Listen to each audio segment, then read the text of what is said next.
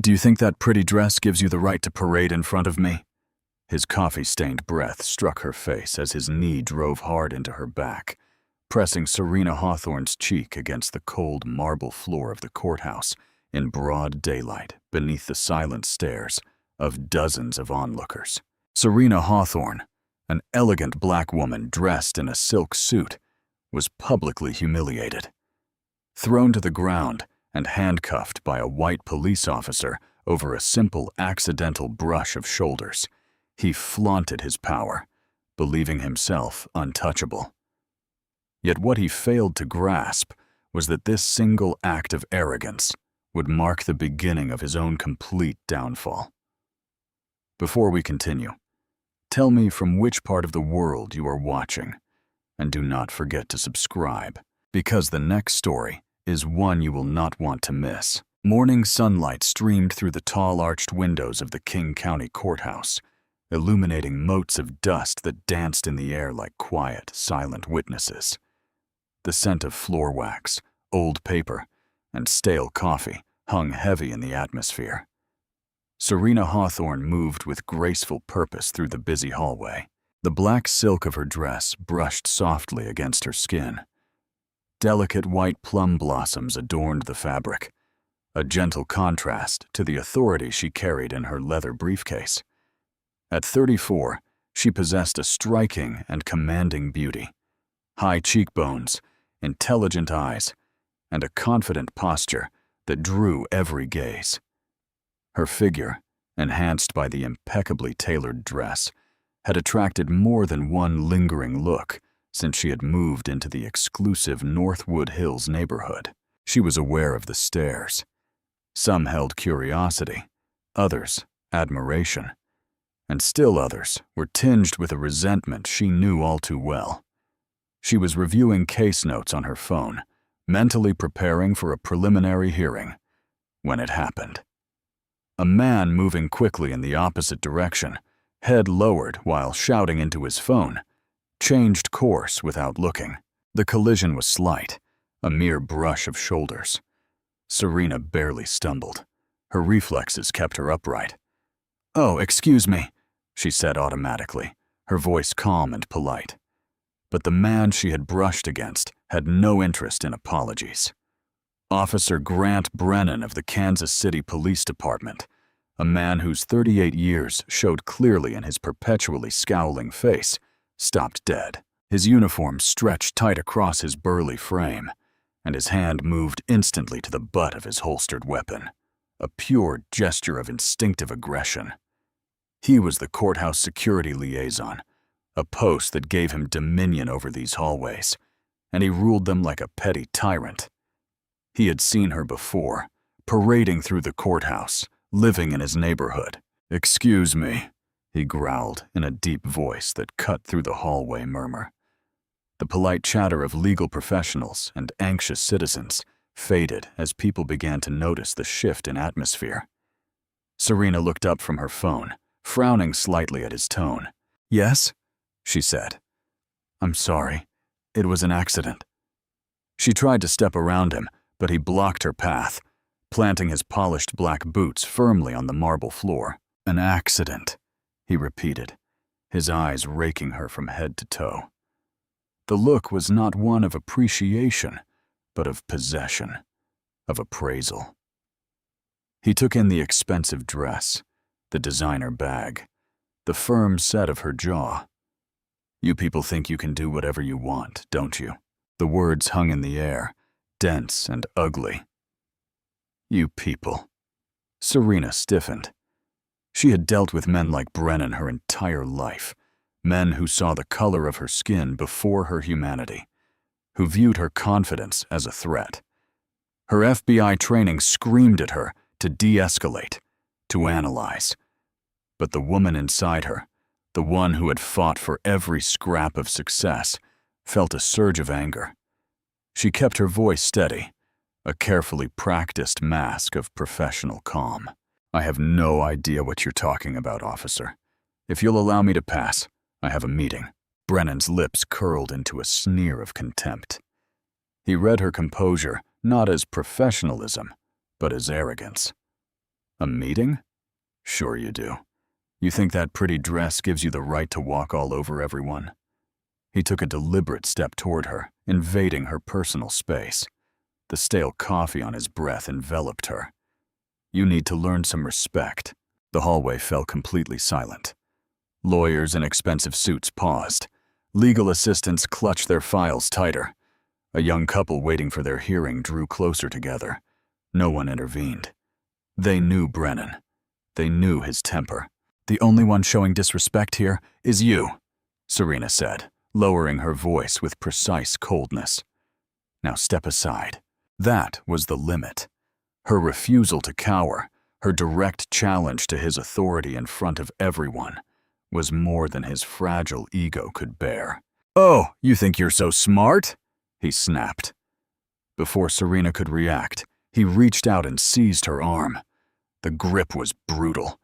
His fingers dug into her flesh like claws. She gasped more from surprise than pain.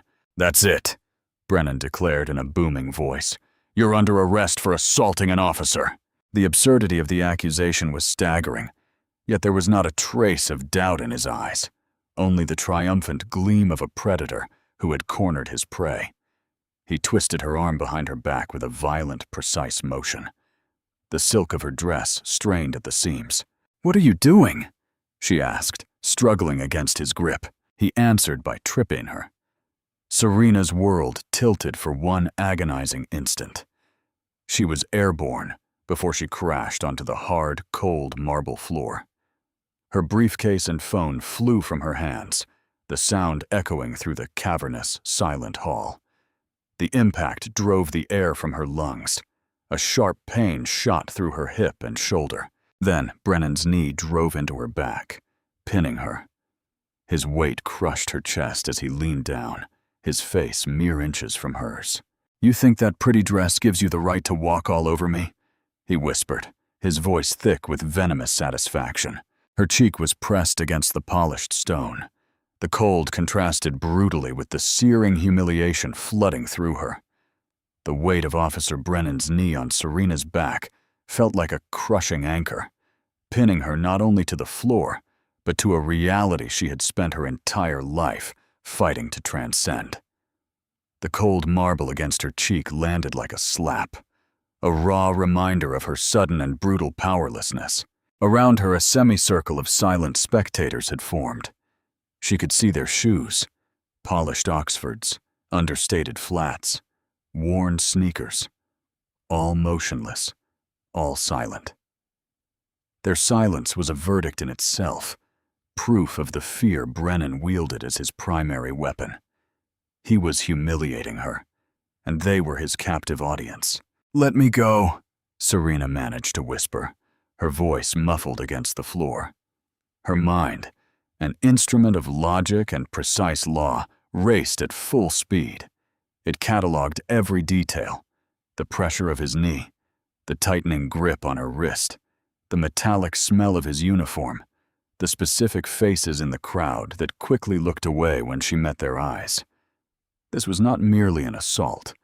It was a performance. "Not so brave now, are you?"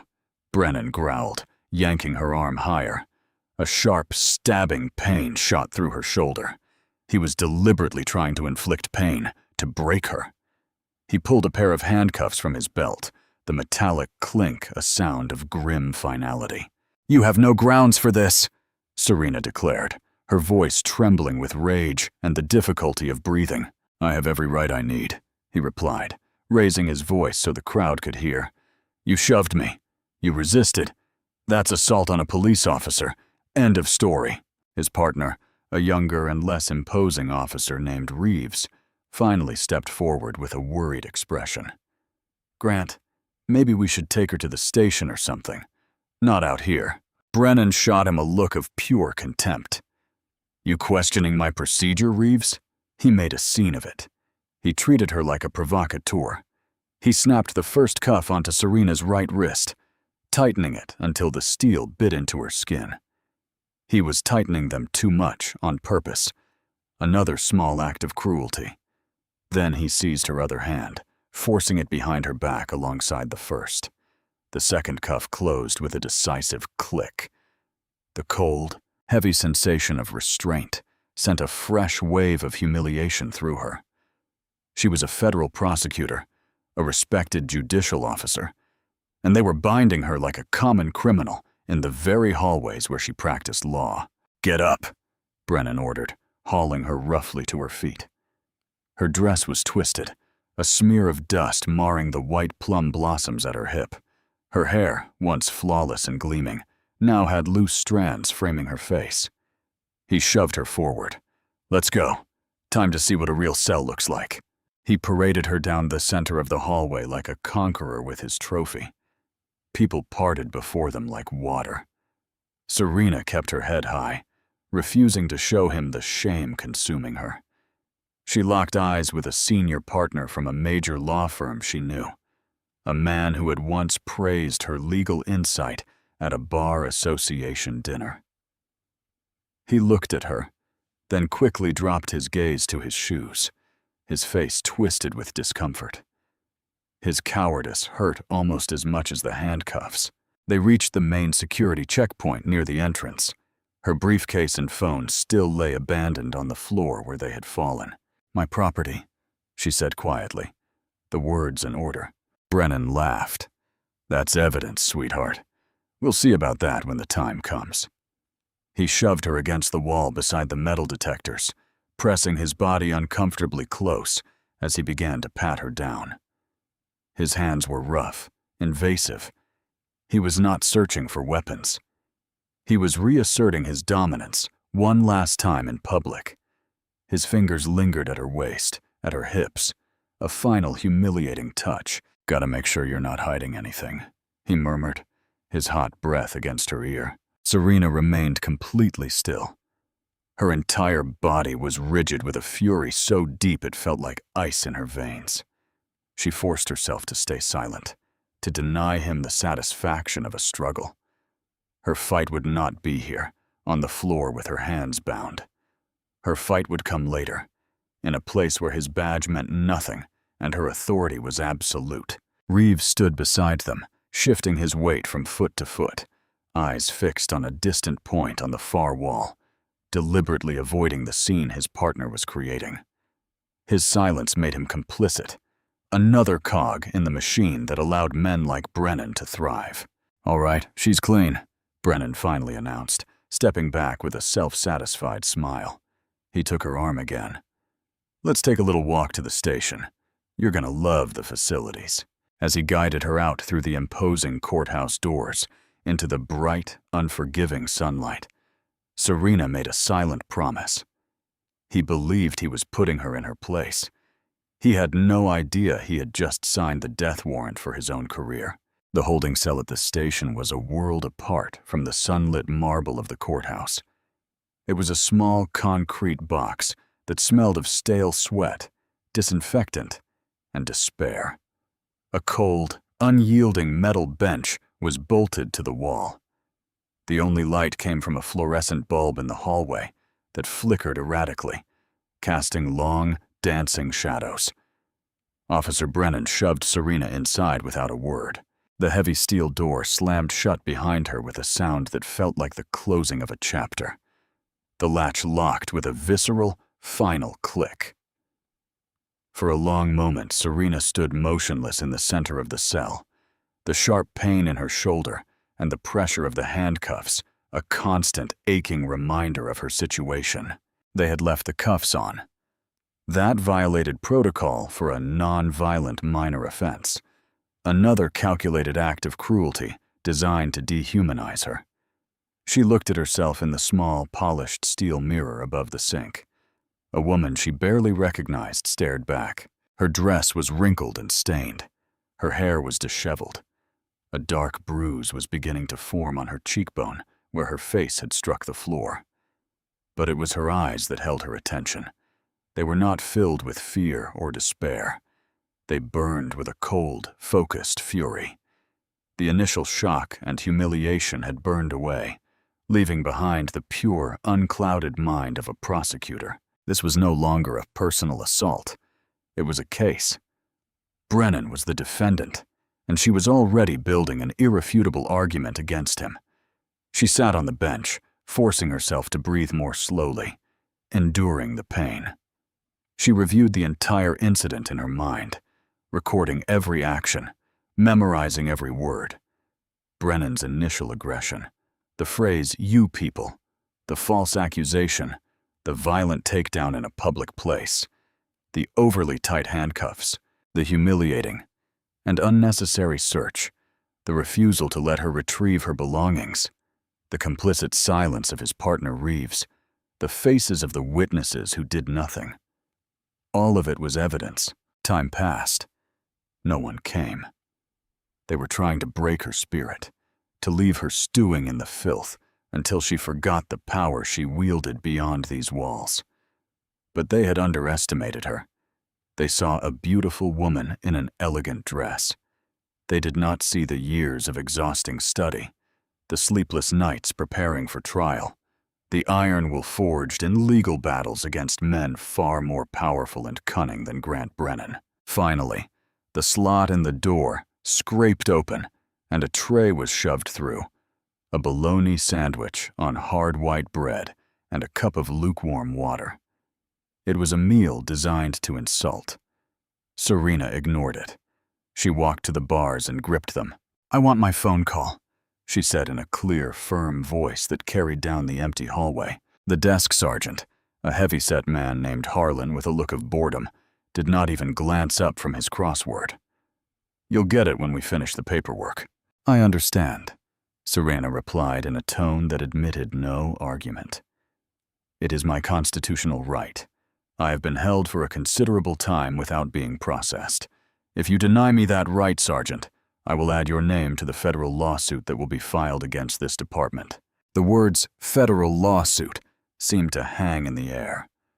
Sergeant Harlan finally set down his pen and looked at her, a flicker of irritation in his eyes. He saw the fire in her gaze, the unshakable confidence, and he sighed. She was not the usual drunk or thief. He approached heavily, keys jingling, and opened her cell. "Fine, you get one call. Make it quick." He led her to a phone bolted to the wall at the end of the booking counter, one cuff still fastened to her wrist. He stayed close, making it clear he would hear every word. That was his mistake. Serena picked up the receiver. She did not call her mother. She did not call a defense attorney. She dialed a number she knew by heart, a direct line that bypassed secretaries and assistants. It rang twice. "Jen," a firm, effusive voice answered on the other end. "David, it's Serena," she said, her voice low but steady. "I have a problem."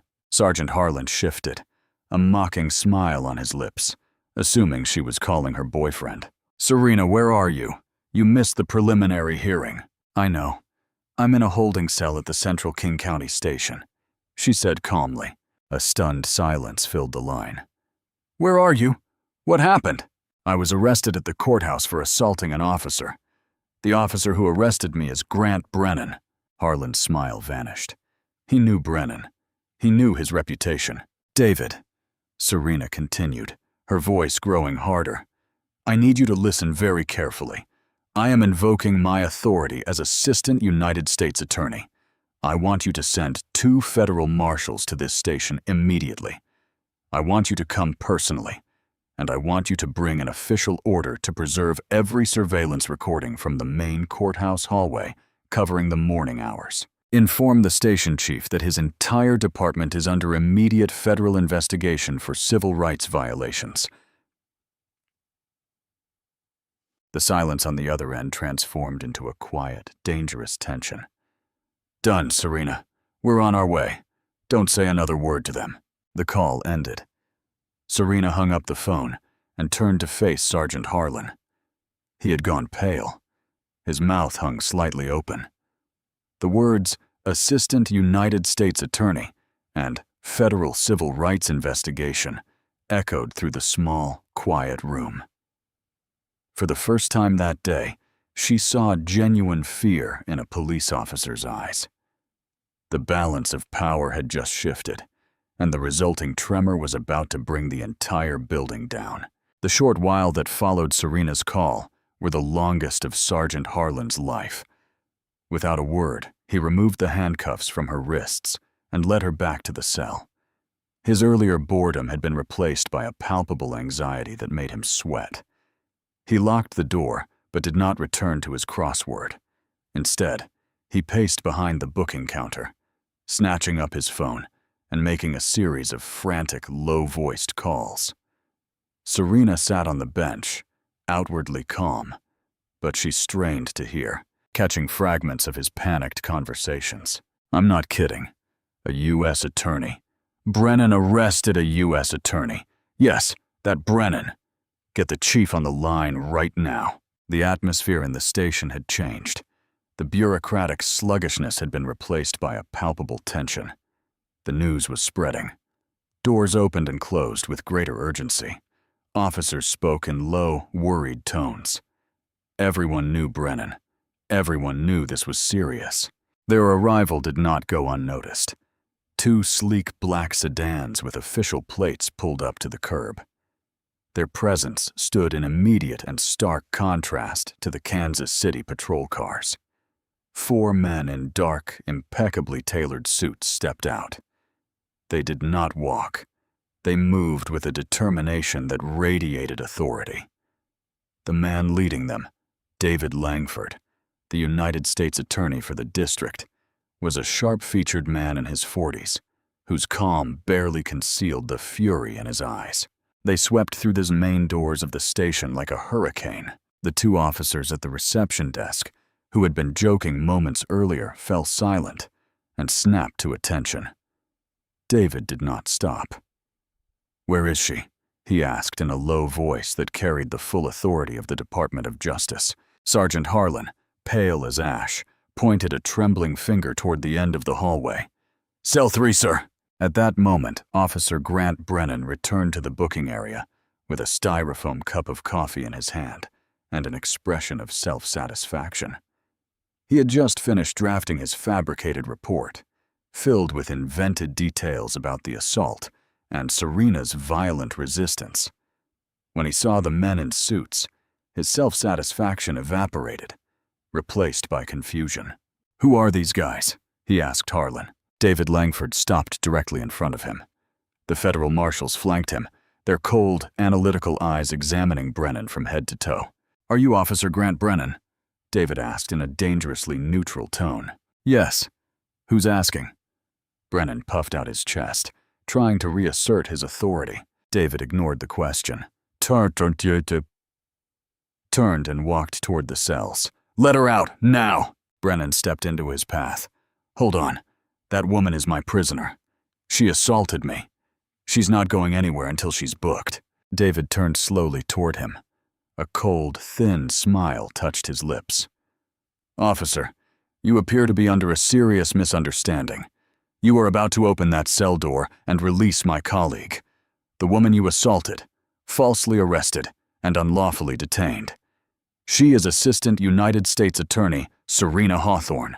The full title, spoken with the absolute authority of the U.S. Attorney's Office, hit Brennan like a physical blow.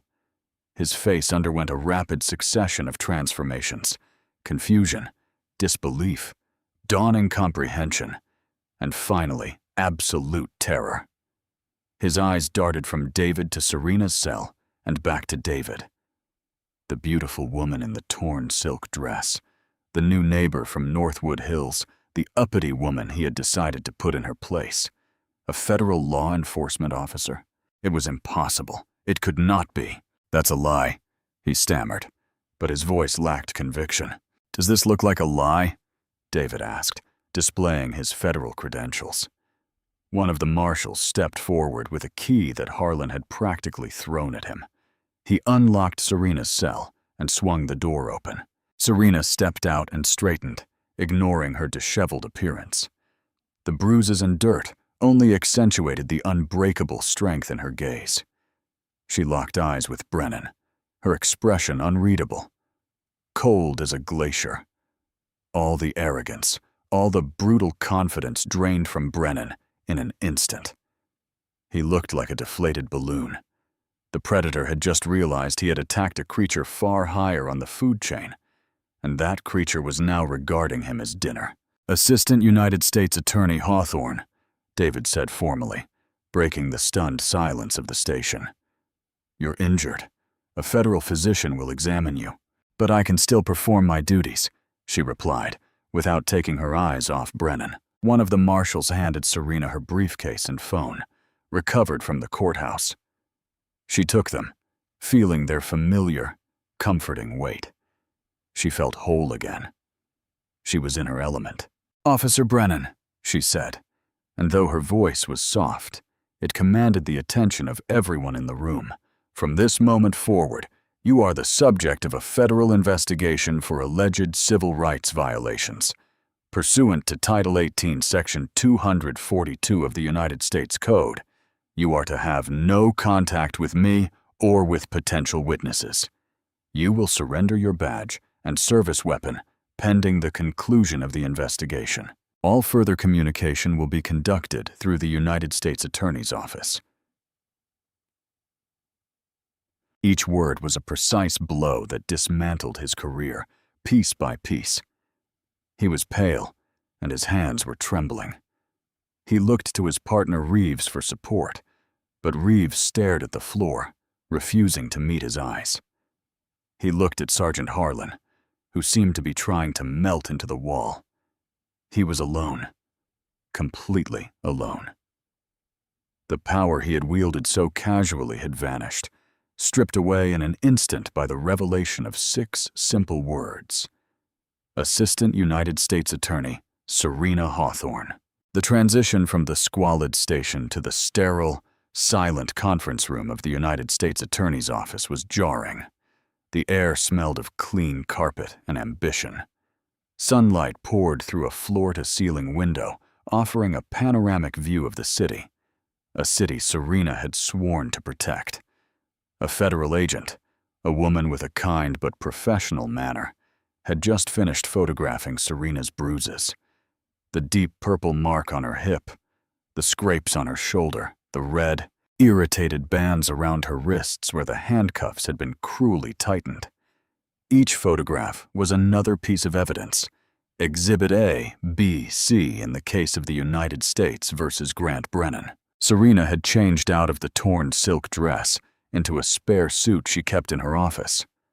Dressed in an elegant navy blazer and trousers, she was transformed. The victim had disappeared, fully replaced by the prosecutor. She sat at the head of the large mahogany table with David Langford on her right and the 2 lead investigators from the Department of Justice Civil Rights Division on her left. A court reporter sat silently in a corner, fingers poised over the machine. This was now a formal proceeding. "Let's begin," Serena said, her voice stripped of the morning's trauma and replaced by iron determination. "I want a complete timeline. The preservation order for the courthouse surveillance recordings is in effect." "Confirmed," David said. "We have footage from every hallway camera covering the relevant morning hours. Our technicians are reviewing it now. We also have the body camera recordings from Officers Brennan and Reeves. Brennan turned his off just before the incident." One of the investigators, Agent Hale, interjected. "He claims it malfunctioned. Reeves left his on." A faint, grim smile touched Serena's lips. Of course he did. A mechanical failure is an admission of intent. Reeves's recording will show everything from his perspective. It will be more than enough to corroborate my testimony. She looked at David. "What about Brennan? He has been placed on administrative suspension. Kansas City Police Internal Affairs has opened a case, but they know we are leading the primary investigation. The chief is extremely concerned. He is promising full cooperation. He will promise anything to keep the Department of Justice from dismantling his department," Serena replied. "We cannot trust their internal process. This investigation will be handled exclusively by federal agents. I want a comprehensive review of Brennan's file. Every complaint, every commendation, every use of force report he has ever filed. I want to see his arrest history over recent years." I want to know how many of those arrests involved minority individuals, for minor offenses like resisting arrest or disorderly conduct. She was no longer the prey. She was the hunter, mapping the strategy to track and corner her target. Her mind was a whirlwind of law, investigative procedure, and strategic planning. She knew exactly the kind of man Brennan was. His arrogance was his weakness. He believed the system was designed to protect him and men like him throughout his career. He expected negligence. He expected a clean record. We need to interview every witness from that hallway, she continued, looking at the investigators, the lawyers, the courthouse staff, the civilians. Most will be afraid to speak. Brennan has a bad reputation. We must assure them they will be protected from any retaliation. If necessary, issue federal subpoenas. We cannot allow the culture of fear he has cultivated to obstruct this investigation. And the partner, Reeves? Agent Hale asked. Reeves is the weak link, Serena answered immediately. He was uncomfortable. He knew what Brennan was doing was wrong, but he did nothing to stop it. He is afraid. He is worried about his career, but he is even more worried about being charged as an accomplice. We pressure him. We offer him a deal. Full cooperation and testimony in exchange for no federal charges for failure to intervene. It was a classic prosecutorial strategy, one she had used dozens of times. Turn the accomplice. Isolate the primary target. David Langford watched her with a mixture of anger at what she had endured and deep respect for how she was handling it. Serena, you know you don't have to lead this. You're the victim here. You can step back. Serena held his gaze, her own steady. No, David, I have to do this. This is not only about what he did to me. It is about what men like him do every day to people who do not have direct access to the United States Attorney's Office. People whose lives are ruined by a racist anh chẳng ngại nhuộm tình câu hát hỡi người đừng vội sang bên sông còn resonated with the conviction of her oath. He chose the wrong woman in the wrong hallway on the wrong day. He thought he was hunting. He has no idea what it means to be the prey. The room fell silent for a moment as the weight of her words settled over them. The path forward was clear. The machinery of federal justice was now fully in motion, and Serena Hawthorne was directing it. Grant Brennan's life as he knew it was over. He simply had not yet grasped the magnitude of the tragedy. The following period unfolded as a whirlwind of methodical, relentless investigation. The King County Courthouse, once Brennan's refuge, was now filled with discreet professional federal agents moving with an authority that transcended any local jurisdiction. They were polite and understated, but their presence was a clear signal that the old rules no longer applied. From her office, Serena directed the flow of information, orchestrating interviews and evidence collection like a conductor leading a symphony. The first interviews with the hallway witnesses were, as she had anticipated, hesitant and fearful. A young legal assistant stammered that she had not really seen anything. A veteran defense attorney suddenly had a poor memory for details. The fear Brennan had instilled was a thick, imposing wall, but it was a wall Serena knew how to dismantle. She decided to conduct the next interview herself, carefully choosing her subject. Maria Solis, a nearly 60-year-old court clerk who had worked in the courthouse for 3 decades. Maria was an institution, a woman who saw everything and said little. Serena had always exchanged cordial greetings with her, noting the quiet dignity and intelligence in her eyes. They met not in a cold interview room, but in the courthouse library after hours. The air was rich with the scent of old book and lemon polish. Maria sat stiffly, hands clasped tightly in her lap. "I don't want any trouble, Ms. Hawthorne," she began in a barely audible whisper. "Maria, Serena said gently, sitting across from her and discarding the formality of a desk between them. The trouble has already happened, and it will keep happening if good people remain silent. I am not here to force you to testify. I am here because I believe you saw what happened, and I believe you know it was not the first time. Maria's eyes filled with tears. She looked down at her intertwined hands. That man, Officer Brennan, is an abuser, a cruel man.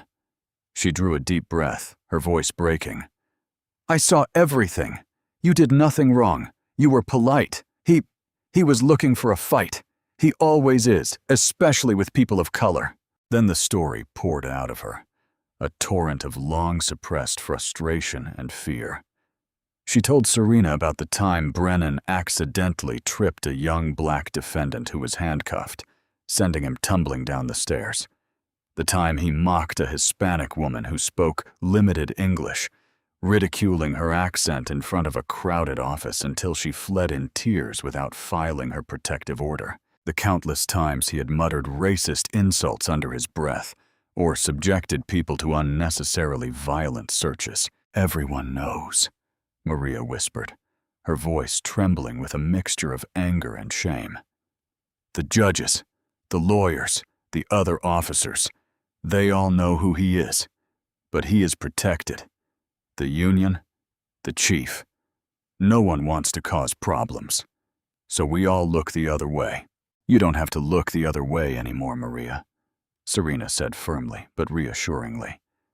I will protect you. You have my word. Any statement you make will be under federal seal. He will never know it was you until he is sitting in a courtroom. A look of determination hardened Maria's face. The fear was still present, but something stronger overshadowed it. Hope. She nodded slowly. There's more, she said, her voice growing steadier. For the past couple of years, I have kept a record. She reached into her bag and produced a small, worn black notebook. Dates, times, incidents. What I saw, what I heard other people say. She slid the notebook across the table. It was a stunning revelation, a secret, meticulous chronicle of Brennan's reign of terror, compiled by a woman who had decided that looking the other way was no longer an option. As Serena drove home that evening with Maria's notebook on the passenger seat, she felt the case solidifying, transforming from a simple assault into something far more serious. This was no longer only about Brennan. It was about the system that permitted and protected him. The code of silence was not merely a concept. It was the foundation of the courthouse culture. Later that night, she received a call from Agent Hale. You were right about the partner, he said. Reeves collapsed like a house of cards. He is terrified. He confirmed everything. That you did not provoke Brennan. That Brennan deliberately turned off his body camera. That the arrest was pure pretext. He has agreed to testify in exchange for immunity. Serena closed her eyes. A wave of grim satisfaction washed over her. The first cracks in the wall were beginning to appear. The whispers in the hallways were finally becoming a chorus that was about to become deafening. The hunter had found the trail, marked by the victims of a man who had been allowed to operate unchecked for far too long. His time was running out, guided by Maria's logbook and fueled by Officer Reeves's confession. The federal investigation shifted into high gear. Agent Hale and his team began reviewing the files and incident reports Maria had documented. As they spread them across the large conference table, a disturbing pattern began to emerge. It was more than a series of isolated incidents. It was a web woven with the dark threads of systematic bias and cruelty. Serena spent the entire day examining the documents, highlighting connections with a marker, trying to grasp the full magnitude of the abuse Brennan had committed. On the surface, his official file was pristine. Officer Brennan had a folder full of commendations for proactive policing. His performance evaluations, signed by the police chief himself, praised his firm hand and pragmatic approach to courthouse security. Over the years, more than a dozen complaints of excessive force had been filed against him, yet Internal Affairs had dismissed everyone as unfounded or within departmental policy. Beneath that polished facade, however, the data revealed a different reality. Serena tasked the analysts with reviewing the numbers. More than 70% of the discretionary arrests Brennan made at the courthouse for charges such as disorderly conduct, loitering, or non-violent resisting arrest were of Black or Hispanic individuals. White people behaving in similar ways were often given verbal warnings or simply asked to leave. One case in particular stood out. A young Black man named Jamal Rivers, a college student with no criminal record, had come to the courthouse to pay a traffic fine. According to Brennan's report, Rivers had become verbally aggressive and belligerent. A struggle ensued, and Brennan arrested him for assaulting an officer. Rivers was convicted. He served 60 days in jail and lost his academic scholarship. Serena cross-referenced the date in Maria's diary. Maria's entry for that day was chillingly clear. Officer Brennan cornered Peter's son near the clerk's office and demanded his identification for no reason. The boy asked why. Brennan replied, "Because I said so." When the boy reached for his wallet, Brennan claimed he was reaching for a weapon and slammed him against the wall. The boy never raised his voice. It was a complete fabrication. Life ruined by an abuse of power, and only one of many. There was the case of a Hispanic landscaper arrested for trespassing while waiting for his employer on a public bench. There was the case of a Black transgender woman charged with disorderly conduct simply for trying to use the women's restroom. In every instance, the official report written by Brennan and signed off by his superiors painted the picture of a dangerous suspect subdued by a heroic officer. The reality documented in Maria's notebook, and now corroborated by other frightened witnesses who were finally finding the courage to speak, was that of a predator preying on the vulnerable.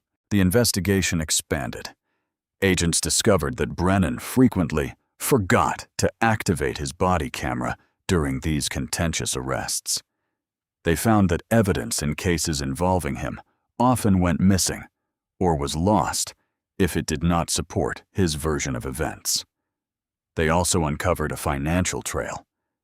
Brennan had received thousands of dollars in overtime for court appearances related to the very arrests he initiated, profiting from his own intolerance. Agent Hale handed Serena a set of sworn statements. "It's worse than we thought," he said with a serious expression. "We've interviewed other officers off the record. They call him the gatekeeper. He believes he decides who is welcome in the courthouse and who is not, and his criteria are crystal clear." The final piece of the puzzle locked into place when they compared courthouse visitor logs with Brennan's security shift schedules. On the days Brennan was the highest-ranking officer on duty, visitor complaints spiked. People reported being subjected to intrusive questioning, unjustified searches of their bags, and a general atmosphere of hostility. The complaints came almost exclusively from people of color. The courthouse, a symbol of equality under the law, had become a place of fear and intimidation under his watch. Serena leaned back in her chair, surveying the mountain of evidence they had assembled. It was a complete and damning portrait of a man who used his badge as a shield for his hatred. The beautiful silk dress, the accidental brush of shoulders, it had never been about that. It had been about who she was, a confident Black woman who, in his twisted worldview, did not know her place. "He didn't just assault me," Serena said quietly, speaking to Agent Hale and to herself. "He assaulted the very idea of justice this building is supposed to represent." She stood and walked to the window, gazing out over the city. He built his career on a foundation of lies and hate. It's time to tear it all down. The tapestry was complete. Now it only remained to show it to the world. With a solid case built on testimony, video evidence, and a mountain of incriminating documents, Serena could have stopped. She had more than enough to ensure Brennan's dismissal and likely federal charges. But she wanted more. She wanted to expose the corruption of the system that protected him. To do that, she needed to hear it from his own mouth. She needed a confession, not only about what he had done to her, but about the culture that allowed him to thrive. She needed to give him the rope, confident that his arrogance would lead him to hang himself. The plan was simple, elegant, and depended entirely on Brennan's predictable personality. The bait would be his former partner, Officer Reeves. The trap would be a hidden wire. The hook would be a police bar called the Blue Line, a dim, wood-paneled dive where off-duty officers went to complain about judges, lawyers, and the very citizens they had sworn to protect. Convincing Reeves was the easiest part. Faced with the choice of federal charges for complicity in civil rights violations or wearing a hidden microphone for a few hours, he chose self-preservation. In a sterile FBI interrogation room, Reeves, sweating under the fluorescent lights, listened as Serena and Agent Hale explained the plan. "He feels betrayed by you," Serena explained in a cold tone. "At first he will be suspicious. You have to act natural. You are scared. You are worried about your job and looking to your senior partner for guidance. You need to make him feel that he still has control, that you are coming to him for help." "He's been calling me," Reeves admitted in a shaky voice, "leaving angry voicemails. He says I'm a traitor for talking to you." "Perfect," Agent Hale said.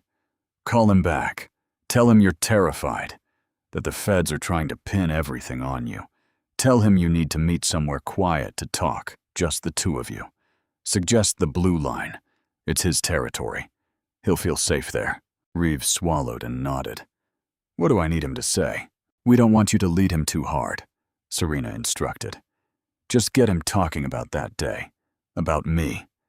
Ask him why he was so hard on me. Ask him if he's worried about the investigation. His ego will do the rest. He won't be able to resist the temptation to brag, to justify what he did. He needs to believe he was right, and he will want you to believe it too." The night of the operation was tense. An FBI team set up a mobile surveillance unit in a plumber's van, parked across from the bar. They had audio and video from the camera hidden in Reeves's shirt, and from a dozen additional microphones concealed throughout the bar by an advance team. Serena and Hale sat in the van, watching the monitors. The murmur of the bar's patrons filled their headsets. "He's here," announced the agent watching the door. Grant Brennan shoved his way into the bar. He looked tired and angry, sporting several days' worth of stubble. He was in civilian clothes, jeans and a tight black t-shirt. He spotted Reeves in a back booth and, with a look of pure disdain, sat down. "What the hell are you doing here?" Brennan spat as he settled into the booth. "Come to apologize for stabbing me in the back?" In the van, Serena leaned toward the monitor. The bait was set. Now they only had to wait and see if he would take it. Reeves, to his credit, played his part perfectly. He looked nervous, wringing his hands. "Grant, I'm in real trouble," he began, his voice cracking just enough to sound sincere. "They're talking about charging me. They said I should have stopped you." Brennan let out an ugly laugh. "Stop me? I was doing my job. She had it coming." Serena clenched her jaw. She exchanged a glance with Hale. The situation was escalating. "But why, Grant?" Reeves pressed, leaning in. "It was just a little bump. Why did you have to humiliate her like that in front of everyone?" Brennan took a long pull from his beer. He leaned back in the seat, chest puffed out. The picture of wounded authority. "You're new, kid. You still don't get it," he said, dropping his voice to a conspiratorial tone. "You have to set the tone. You let one of them disrespect you, and pretty soon they all think they can, especially one like her, parading around in that fancy dress like she owns the place. He leaned forward, eyes glittering with malice. You have to show them who's in charge. You have to put the fear in them. It's the only thing they understand. In the van, Serena closed her eyes. It was all there. The prejudice, the justification for abuse, the pure poison. The hook had worked. Brennan had taken the bait and was about to drag the entire corrupt system down with him. Inside the dark, beer-soaked interior of the Blue Line, Grant Brennan held court for a single listener, completely unaware of the dozens of ears and eyes capturing every word. The beer and his own arrogance had loosened his tongue, and the venom he usually kept suppressed began to pour out. "The problem is this city has gone soft," Brennan shouted, gesturing with his beer bottle. "All this political correctness. You can't even be a cop anymore. You have to be a damn social worker." He looked at Reeves for approval. "We used to know how to handle things. Somebody stepped out of line, you put them back in line. Simple. But she was a federal prosecutor, Grant," Reeves said, playing along. "Weren't you worried?" Brennan let out a mocking snicker. "Please, that only made it better. All these affirmative action hires who think they're special because of their fancy titles. She was just another mouthy one who needed a lesson. I don't care who she is in my hallway. I am the law. What's she gonna do? Have her boss come down to the station? So what? The chief has my back. The union has my back. This whole thing will blow over. It always does." In the surveillance van, Agent Hale scribbled a note. "Admits knowledge of systemic protection." Serena remained completely still, eyes locked on the monitor, watching the man who had humiliated her unwittingly confess to a career of corruption. "I mean, look at her," Brennan continued, his voice thick with contempt. "One of them living in Northwood Hills, driving a luxury car, wearing a dress that costs more than my mortgage. You think she earned that? No. The system hands it all to them now, and they get arrogant. They forget the natural order of things." "The natural order?" Reeves asked, his voice registering confusion and disagreement. "Yeah, the natural order," Brennan snapped. "Guys like us are the ones who keep order. We're the ones who keep the riffraff from taking over the residential neighborhoods. But to do that, sometimes you have to get your hands dirty.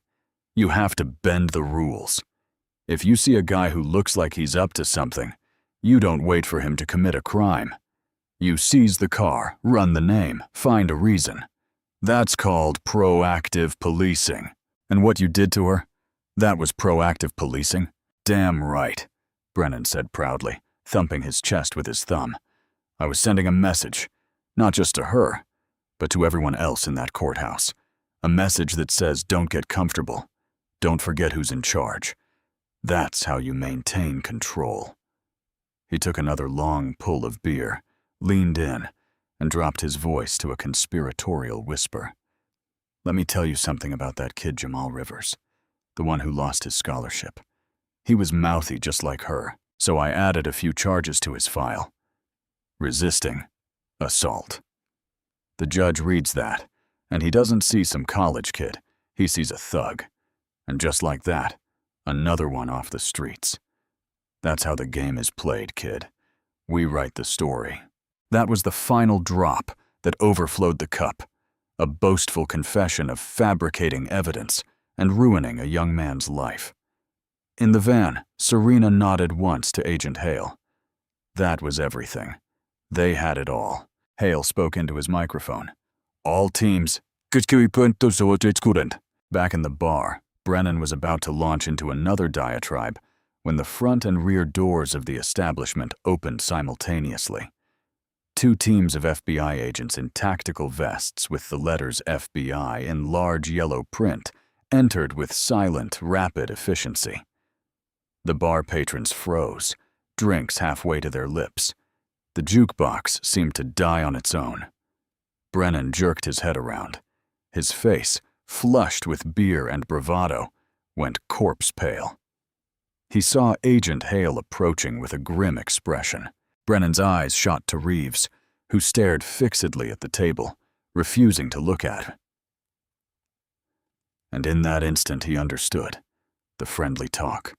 The worried partner. It had all been a trap. "Grant Brennan," Agent Hale said, breaking the silence. "You are under arrest for perjury, obstruction of justice, and falsification of evidence." 2 agents stepped in and forced Brennan's hands behind his back. The familiar click of handcuffs echoed through the bar, but this time they were for him. All the strength left him. The swaggering bully had vanished, replaced by a terrified, defeated man. As they let him out, his gaze fell on the plumber's van, parked across the street. He could just make out the silhouettes of the people watching from inside.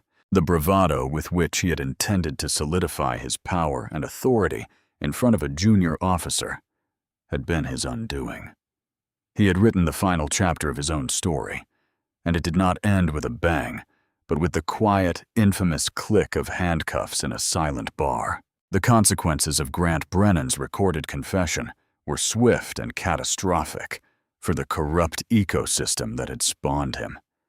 The audio file, clear and undeniable, was like a lit match thrown into a pool of gasoline. The story exploded. Maya Ellison, a tenacious investigative journalist whom Serena's office had tipped off, published a front-page expose in the city's leading newspaper under the headline, "The Gatekeeper's Confession, a Decade of Corruption Exposed." The article included incriminating quotes from the recording, details from Maria's diary, and the heartbreaking story of Jamal Rivers. Public outrage was immediate and immense. Protesters gathered daily on the steps of the King County Courthouse, the same place where Serena had been assaulted. They carried signs bearing Brennan's face and chanted, "No justice, no peace." Jamal Rivers, now exonerated, became the face of the movement. His interviews, calm and dignified, told the story of a life nearly derailed by the whim of a racist officer. For the King County Police Department, it was a reckoning. The police chief, whose name Brennan had invoked on the recording as a shield, was forced to resign in disgrace. Internal affairs was completely dismantled and placed under federal oversight. 17 other officers implicated in Brennan's rants and the subsequent investigation were suspended, their files now under intense scrutiny. Officer Reeves, after fulfilling his part of the deal, quietly resigned from the force and left the city, a man broken by his own cowardice. Brennan's termination hearing was a mere formality. He sat pale and gaunt in a cheap suit, while the recording of his own voice filled the room, boasting, mocking, and condemning himself with every word. He was fired unanimously, but his problems had only just begun. A federal grand jury indicted him on multiple counts, including civil rights violations, perjury, and obstruction of justice. The man who had once been the law in the courthouse now faced its full weight. Serena watched the proceedings not from the prosecutor's table, but from the back of the courtroom as a mere spectator. Her work was finished. She had triggered the earthquake, and now watched the aftershocks bring down the crumbling structures. She felt no joy, no euphoric triumph, only a deep, weary sense that justice, however delayed, had finally been served. She thought of the silk dress, the symbol of the identity he had tried to strip from her. It now hung clean and mended in her closet, a reminder not of her humiliation, but of her strength. One evening, sometime later, Serena was working late in her office, the city lights glittering below. There was a soft knock at her door. It was Maria Solis, the court clerk. She carried a small bouquet of white plum blossoms. "I just wanted to thank you," Maria said, her voice breaking with emotion. "On behalf of all of us, you gave us our courthouse back." Serena accepted the flowers, their delicate fragrance filling the room. "You were the brave one, Maria," she said quietly. "You kept the faith when no one else did." After Maria left, Serena stood by the window, gazing out over the sprawling city. The fight was not over. It never would be entirely. There would always be more Brennans, more systems of oppression, more battles to wage. But tonight, there had been a victory. A corrupt officer was behind bars. A young man had regained his future. A community had found its voice, and a corrupt department had received a warning. It was a reminder that even in the darkest hallways, a single person who refuses to be broken can be the spark that ignites a fire, consuming the rot to reveal the possibility of something new, something better, something just. What began as a moment of gratuitous, meaningless violence ended in a quiet moment of profound systemic change. It was proof that power is not measured by a badge or a gun. True power resides in the unbreakable courage to speak the truth no matter the cost. The fight for justice often feels like an impossible uphill battle. It requires not only strength, but an unshakable faith that the light of truth can and will overcome the darkness of corruption and hate. Serena's story reminds us that the armor of a badge cannot compete with the sword of justice when it is wielded by someone with courage and conviction. It demonstrates that the voices of the marginalized, when united, can become a roar capable of toppling empires built on fear. What part of Serena's story impacted you the most? Have you ever witnessed a small act of courage that created a ripple effect of positive change? Share your thoughts in the comments.